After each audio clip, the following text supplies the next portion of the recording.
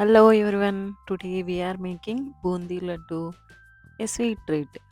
Making the batter by adding 3 cups of besan or gram flour or chickpea flour and sieve the flour to avoid lumps to get soft one. In a mixing bowl goes the besan or chickpea flour whisk to make a smooth batter without any lumps. The consistency of batter is very important. It should be runny but a bit thick. Batter with a whisk inside in a bowl. To test the batter, tap the wide whisk or the handle of a spoon which has a bit of batter into the hot oil. Whisk with batter droplets falling in a wok filled with hot oil. The bundi should have a round shape. If they become flat, the batter is thin. To correct the consistency, add a bit of gram flour and check by frying a few bundi. If the bundi are thick, if they get tail end, then the batter is thick. Then add a bit of water and do the same test. Once you got the right consistency, keep it aside and make sugar syrup. Mix 2 cups of sugar and 1 and a quarter cup of water in a pan to make the sugar syrup. Gently bring the sugar solution to a simmer on a low heat. Cook the sugar syrup, stirring frequently until you get a one thread consistency.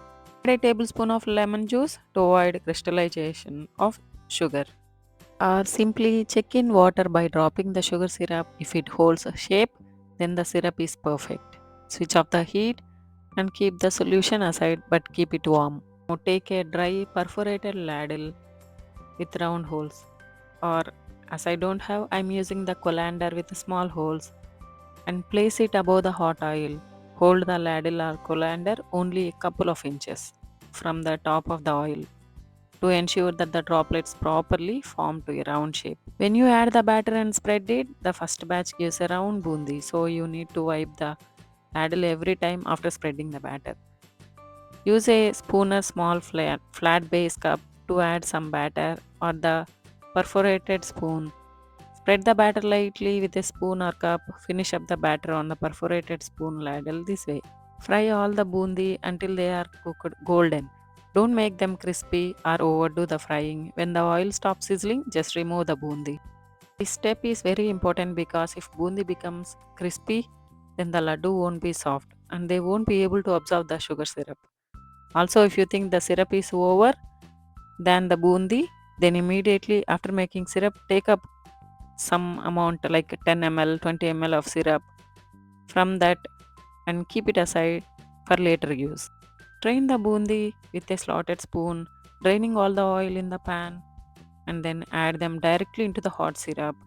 Fry all the bundi the same method and then add them to the sugar syrup. Finally, add the following ingredients, like if you have, like it's an optional, 1 tablespoon melon seeds, half a tablespoon cardamom powder or black cardamom seeds, 1 pinch of edible camphor which is an optional, and a tablespoon of ghee which helps in binding the bundi laddu.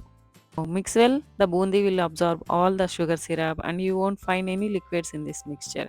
If you think the bundi become dry after adding into the sugar, just heat this mix for 2 minutes until you get warm mix and start making the balls or laddus. The mixture is warm or at room temperature, then use clean hands to shape the bundi mix into a round laddu.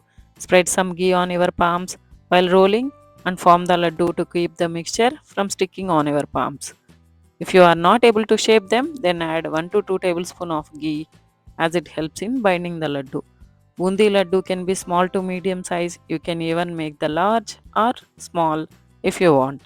Here are the melt-in, mouth-watering, delicious laddus. Here are the serving tips. You can serve it as hot as you want.